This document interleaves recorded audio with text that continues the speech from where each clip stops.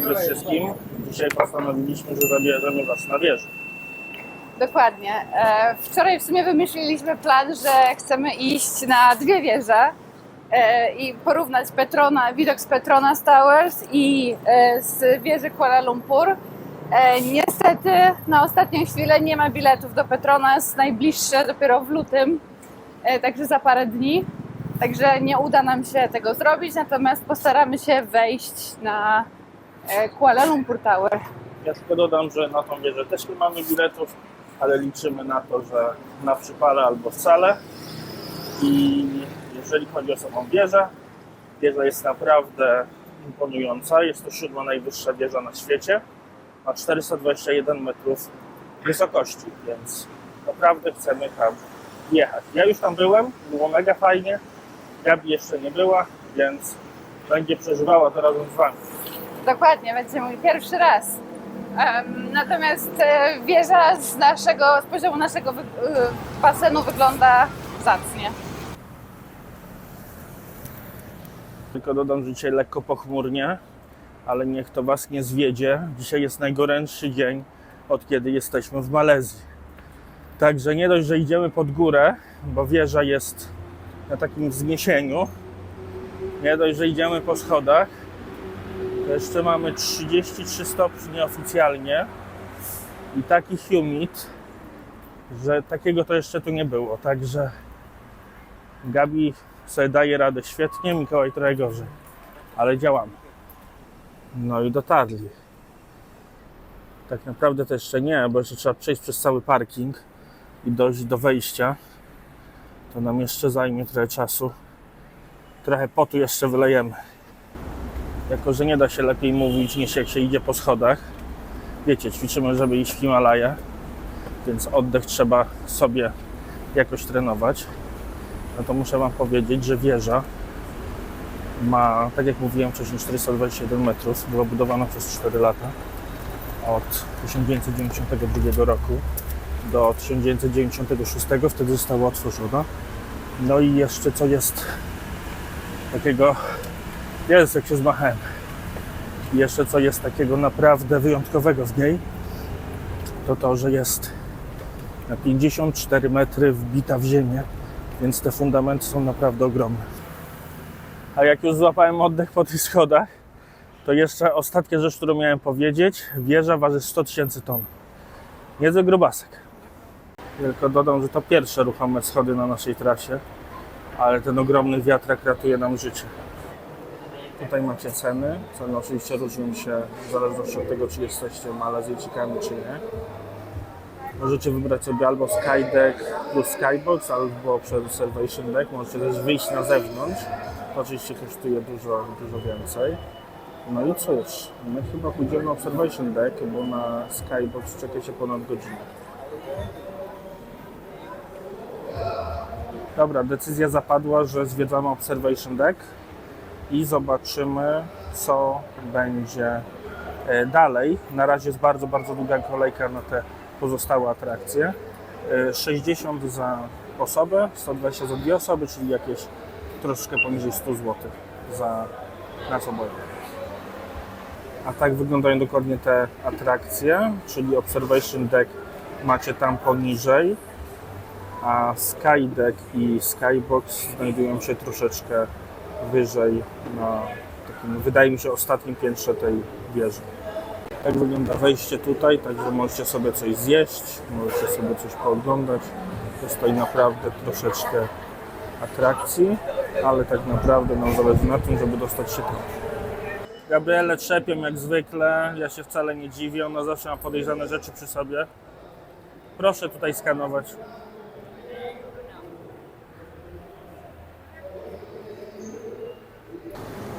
No dobra, weszliśmy i teraz czekamy na windkę. Pani już tam się powoli organizuje, więc może zaraz będzie. Tutaj jest jakby luksusowo, na pełnej bogatości. Słyszeliśmy, że Indonezja to bogaty kraj, no ale że aż tak, to by się spodziewał. Przyjechała winda, no i teraz nasza kolej.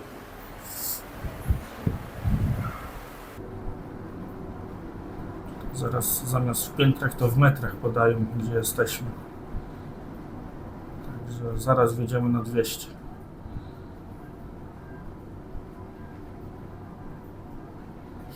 I 250. Uszy mi dotyka. No. No i gdzie to 300? No, powiedzmy, że 300. No i jesteśmy już na observation decku, także 360 stopni dookoła możemy sobie podziwiać całe miasto. No i zobaczymy, może później uda się iść gdzieś dalej, ale coś mi się nie wydaje, bo masa tutaj ludzi, więc za długo nie możemy też tutaj siedzieć i po prostu czekać bezczynnie. A jakby ktoś szukał wież Petronas, to tutaj je sobie znajdzie. Dokładnie są tu. Co jest jeszcze ciekawe, to to, że tutaj widzicie wieżę Petronas, a tutaj ten budynek z takim infinity poolem zakręcającym to jest nasz hotel. Także właśnie z tego basenu też dodajemy tutaj relacje co jakiś czas.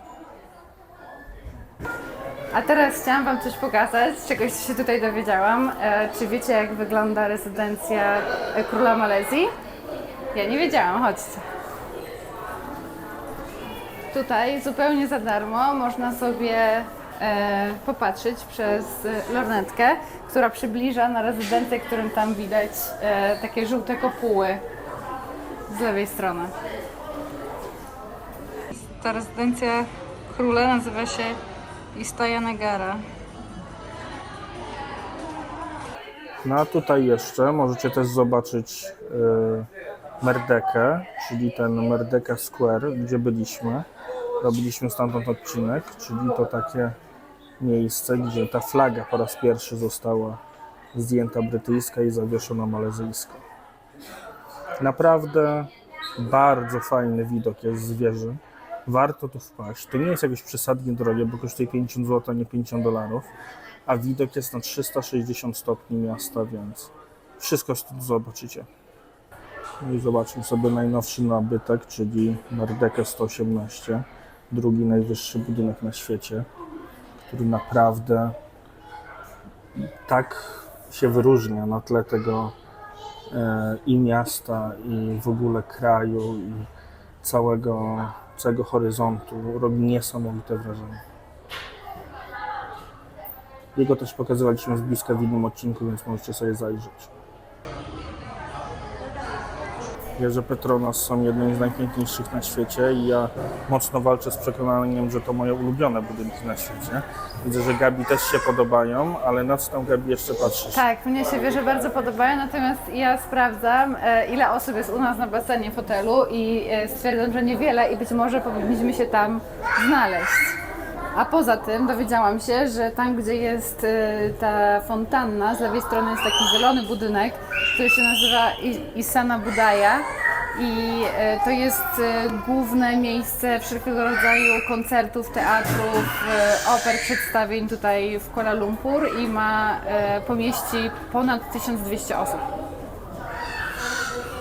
Fascynujące informacje. Dokładnie, ja się tutaj tyle dowiem, a wszystko jest napisane na tych stickerkach, które są na oknach. Taki hint dla Was. No i jeszcze budynek przez wszystkich pomijany. Pewnie trochę zasłużenie, bo nam się nie podoba, ale jeszcze do niedawna, zanim otworzyli Merdekę 118, to był najwyższy budynek w Kuala Lumpur. Wcale nie Petronas, już dawno zostały prześcignięte przez ten oto budynek należący do banku. No i tu macie porównanie tych wszystkich wież, gdzie Menara znajduje się na 7. miejscu. My sprawdziliśmy i większość z nich już mieliśmy okazję odwiedzić. Oczywiście najwyższa wieża to jest wieża w Tokio. Druga wieża w Kantonie, tam jeszcze nie byliśmy, ale wieżę CN Tower zaliczyliśmy wiele razy. Ja miałem okazję zobaczyć również wieżę w Moskwie. Nie byliśmy jeszcze w Teheranie i nie byliśmy w Szanghaju, ale Szanghaj to na pewno niedługo przed nami. Po zobaczeniu tych najwyższych wież telewizyjnych stwierdzam, że chcę jechać do Kantonu, czyli Guangzhou, w Chinach. Oraz musimy wrócić do Japonii, bo byliśmy i mamy super fotki Tokyo Skytree, ale nie wjechaliśmy, więc trzeba wrócić. Tak jest. Ogólnie nikt nie pyta, więc się wypowiem. Wydaje mi się, że naprawdę bardzo warto przyjechać tutaj i wjechać na wieżę. Jest naprawdę fajny widok. Też niech Was nie zrażają chmury, bo w Malezji bardzo często są chmury, bo tutaj po prostu bardzo często pada. Ale naprawdę te chmury też nadają takiej większej głębi tym wszystkim i zdjęciom i tomu, co widzicie, także naprawdę my nie żałujemy i też jeszcze raz już to powtarzałem, cena jest naprawdę bardzo przystępna w porównaniu z innymi wieżami, bo czy wieża w Japonii, czy CN Tower są naprawdę 5, 6, 7, 8-krotnie droższe, a tutaj ten Observation Deck naprawdę kosztuje niecałe 50 zł na polskie, więc naprawdę Tak, jeszcze taka rada, jeżeli planujecie wjazd tutaj, jeżeli zaplanujecie to wcześniej, nie na ostatnią chwilę jak my, to możecie przez internet kupić taniej. Są często promocje na różnych stronach i można jakieś 30% taniej spokojnie kupić, tylko nie na ten sam dzień, tylko na kolejne dni. tylko sprawdzajcie, czy strona jest legitna, bo tutaj naprawdę później trzeba to wszystko zwalidować w okienku, więc upewnijcie się, że jesteście na dobrej stronie. Dokładnie. A my będziemy teraz w spokoju i ciszy podziwiać te widoki, bo mi się tutaj bardzo podoba na tej wieży, zwłaszcza, że jest ładny widok, piękny widok, mało ludzi i dobra klimatyzacja.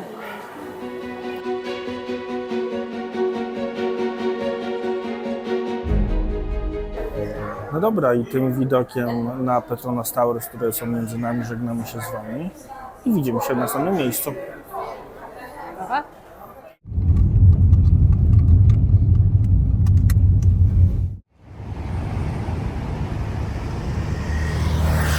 Dzień dobry jeszcze raz, ten piękny, słoneczny dzień. Przetransportowaliśmy się w nowe miejsce. Ciekawe jakie. W ogóle tutaj jeszcze nie byliśmy. Tak, fantastycznie jest po raz pierwszy zobaczyć te wieżowce, a tak naprawdę to mamy pomysł, pójdziemy do kasy i zapytamy się, czy nie można na tak zwanego hama się wbić. Pewnie nie będzie można, ale stwierdziliśmy, co nam szkodzi. Poszukamy koników.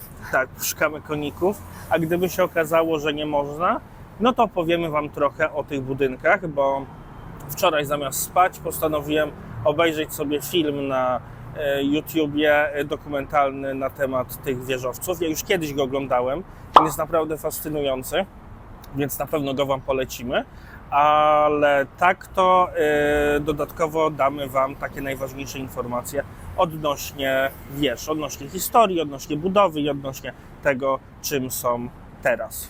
A na razie zmykamy ze słońca, bo naprawdę słońce parzy. Dokładnie.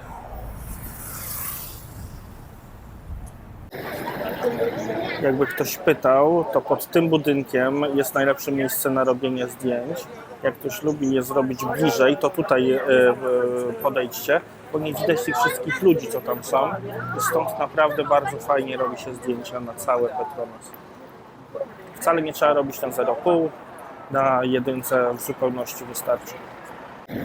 Jeszcze ci panowie, co tutaj robią te foteczki, takie fully profesjonalne, pan nam właśnie powiedział, że kosztuje to 10 ringgitów, także jakieś tam coś około 8 zł, więc wydaje mi się, że naprawdę warto sobie taką foteczkę zrobić, bo cena uczciwa, a panowie naprawdę robią świetną robotę. My sobie przyjdziemy zrobić, ale w nocy. No dobra, tak wygląda wejście do Petronas Towers za dnia. Jest zdecydowanie spokojniej. Teraz idziemy znowu do tyłu. Najpierw postaramy się dowiedzieć, czy da się wjechać, a jak powiedzą nam, że chyba sobie jaja robimy, to wtedy pójdziemy sobie trochę z Wami porozmawiać na temat tych wspaniałych budynków. I przyszli podziwiać ten piękny bolid, nie Ferrari. Muszę przyznać, że Ferrari jest nadal moją miłością, ale ten bolid naprawdę przepięknie się prezentuje. I w ogóle fajny pomysł, żeby tak rzucić bolid, skoro są jeden z głównych sponsorów i oglądajcie sobie. Jakbyście szukali wejścia, to zaraz po wejściu do wież idziecie albo w lewo, albo w prawo i tam zobaczycie znak, że trzeba zjechać na dół. No i zobaczymy, co będzie dalej. Nie mamy dobrych informacji zapewne. Bilety na dzisiaj są sprzedane. Samo wejście jest naprawdę bardzo ładne. Można już się od razu trochę dowiedzieć. Można strzelić sobie kawkę. Prawdziwą włoską. Tak, Wojtuś, to do Ciebie. Tutaj można już sobie podziwiać, jak wyglądają Petronas Towers. Naprawdę bardzo fajnie to jest zrobione. No trochę szkoda, że rzeczywiście bardzo szybko się wyprzedają, więc niestety, ale nie uda nam się zapewne wejść. Gabi tam jeszcze używa swojego uroku osobistego, ale Gabi miała załatwić, ale jej się nie udało. Cóż, ten urok osobisty chyba nie działa, a specjalnie była czerwona kiecka. Okazało się, że miała panelkę z pani. Także od wtorku, a my w poniedziałek wylatujemy z Malezji. Znaczy nie wylatujemy z Malezji, tylko z Kuala Lumpur na Langkawi. Trudno.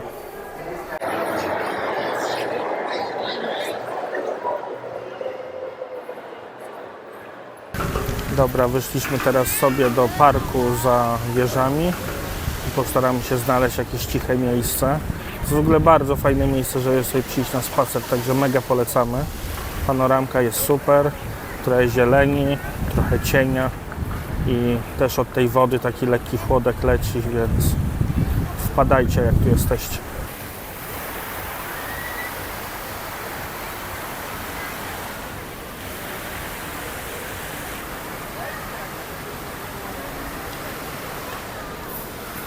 W tym parku, jak widzicie, to można jeszcze się kąpać, także są takie baseny pobudowane, dzięki którym można sobie trochę wytchnienia dać w te upalne dni. No i z takim widokiem, no to chyba każdy lubi wziąć małą kąpiel. Taki tam widok. A my właśnie idziemy.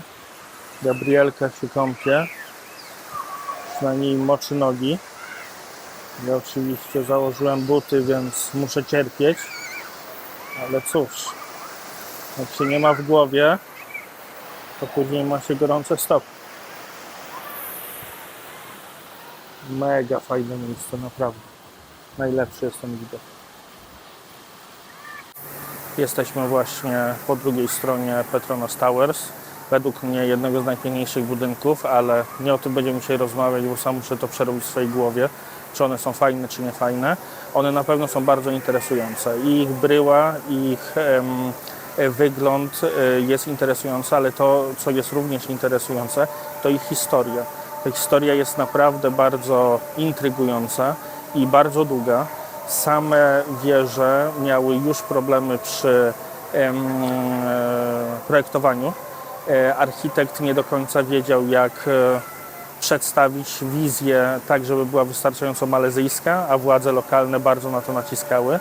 I finalnie udało się to zrobić, kiedy architekt zaczął pracę razem z ówczesnym premierem i wtedy wymyślili taki system, żeby przekrzywić dwa kwadraty, które są w islamie bardzo ważne. Później architekt dodał jeszcze tę kółeczkę dookoła, tylko i wyłącznie po to, żeby te wieże miały wystarczającą powierzchnię.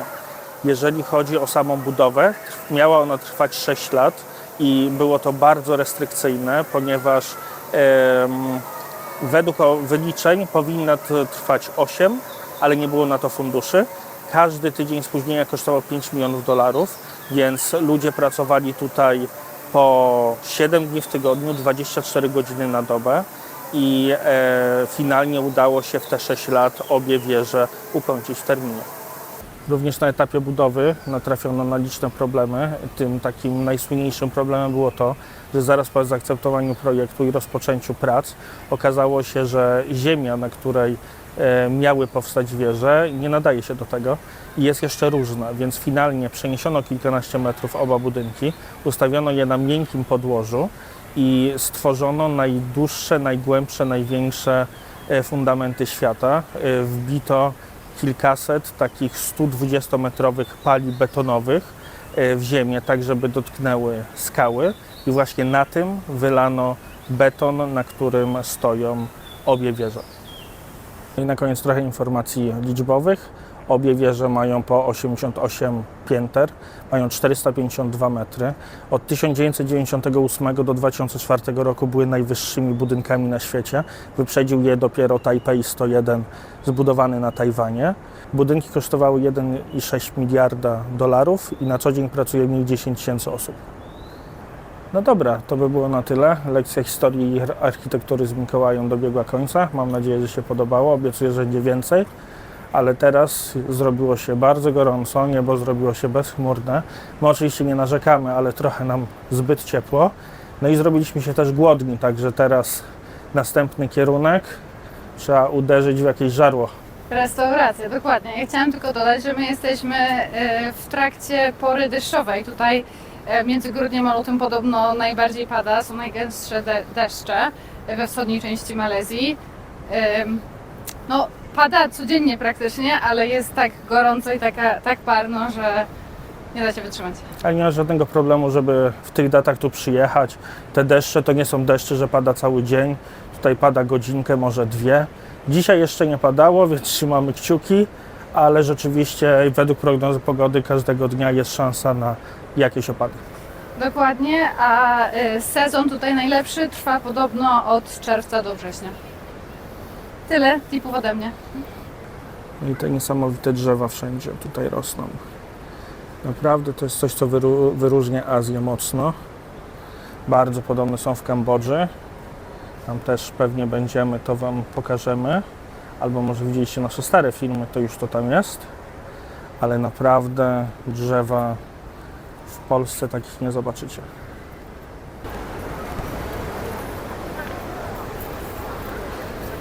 No i tip, o którym już wspominałem, z tego pagórka najlepiej robi się zdjęcia wieczorem, więc teraz widzicie go w blasku pięknego słońca.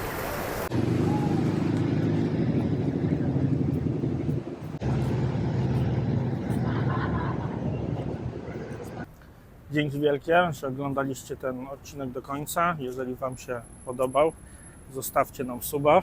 Nie zapomnijcie też o jakimś lajku i byłoby nam miło, gdybyście zostawili komentarz.